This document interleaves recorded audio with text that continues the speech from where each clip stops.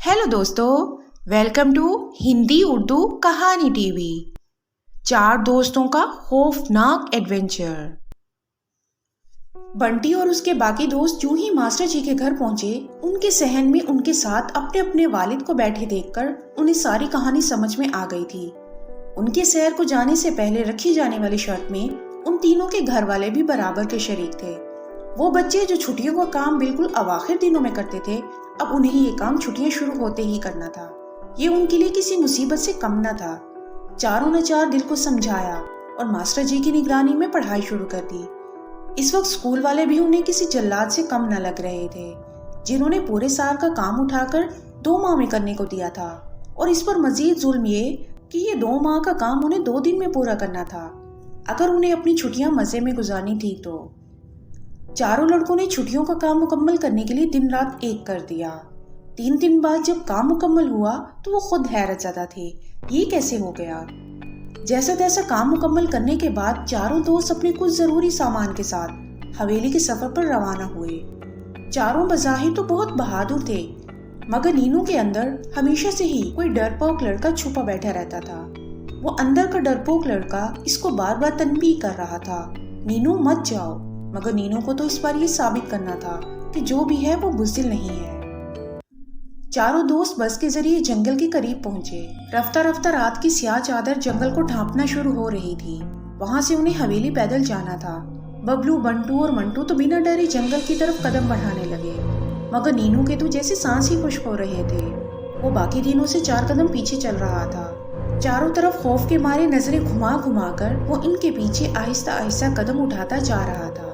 अचानक करीब के दरख्त से पत्तों की सरसराहट की आवाज आई तो इसके तो जैसे जान ही निकल गई। एक जोरदार चीख ने बाकी तीनों के भी रोंगटे खड़े कर दिए। कोई है बंटी, इधर इधर दरख्त पर कोई है, नीनू ने डरते डरते कहा। बंटी और बबली दरख्त की तरफ बढ़े, हाथ में पकड़ी छड़ी से पत्तों को हटाया।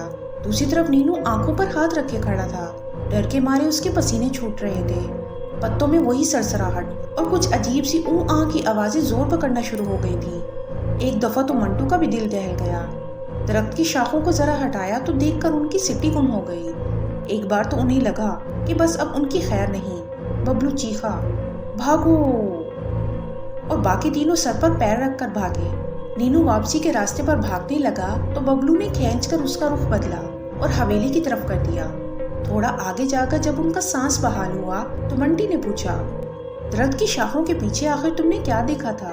बबलू ने बड़े आराम से जवाब दिया, कुछ नहीं, बस वो बंदर और उसकी बीवी आपस में बुरी तरह लड़ रहे थे, और मैंने सुना है कि लड़ते बंदरों को छेड़ना अपनी जान कमाने के मुताबिक होता है। और लड़ते हुए मियाँ बीवी चाहे बंदर हो या इंसान, दोनों को छेड़ना ही भीड़ों के छत्ते को छेड़ने जैसा होता है। तुमने तो डरा ही दिया था बबलू, सबने उसे बताया। चारों ने आगे बढ़ना शुरू किया। रात मजीद गहरी हो रही थी। हवा के झोंके दरख्तों के पत्तों को हिलाते तो सबसे ज्यादा नीनू से हम जाता। वो हर कदम फूंक फूंक कर रख रहे थे। चारों ने एक दूसरे के हाथ थामे हुए थे। अचानक बबलू का एक पाँव जमीन में धंस गया। वो चीखा। बाकी दोस्तों ने उसे हाथ से पकड़कर खींचना शुरू कर दिया। वो फिर चीख कर कहने लगा, मुझे ऐसा लग रहा है कोई मेरा पाँव खींच रहा है, मुझे ऊपर खींचो। बंटी ने कहा, घबराओ नहीं, हम तुम्हें बाहर खींच लेंगे। मगर बबलू बदस्तूर जमीन के नीचे खींचा जा रहा था। अचानक वो रुक गया और उसका पाँव एक सख्त सी चीज से टकराया। इसने बाकियों को रुकने का कहा और कहा कि मेरे पाँव के करीब से मिट्टी हटाओ। तीनों ने मिट्टी हटाना शुरू की। जब उसे अपना पाँव नजर आने लगा तो उसने नीचे देखा। नीचे जमीन से हल्की सी रोशनी बाहर निकल रही थी। बबलू ने बाकियों को रुकने का कहा। उसने एक झटके से अपनी टांग बाहर खींची जो आराम से निकल गई। नीनू की टांगें एक बार फिर डर से कांपने लगी थी, मगर वो बंटी का हाथ मजबूती से थामे खड़ा रहा। बबलू झुका और रोशनी वाली जगह से मिट्टी हटाने लगा। मंटू और बंटी ने इसको रोकने की कोशिश की, मगर वो न माना। बबलू, ये कुछ खतरनाक हो सकता है, मत करो, चलो चलते हैं, बंटी ने कहा। बबलू ने जवाब दिया, जब तक मैं इस रोशनी का सुराग न लगा लूं, मैं नहीं हटूंगा। मैं देखना चाहता हूँ कि आखिर कौन सा बिजली का बल्ब अंदर लगा है जो इतनी रोशनी आ रही है। ये कहकर वो दोनों हाथों से मिट्टी को हटाने लगा। मिट्टी कुछ खोदने के बाद नीचे उसे कुछ नजर आया।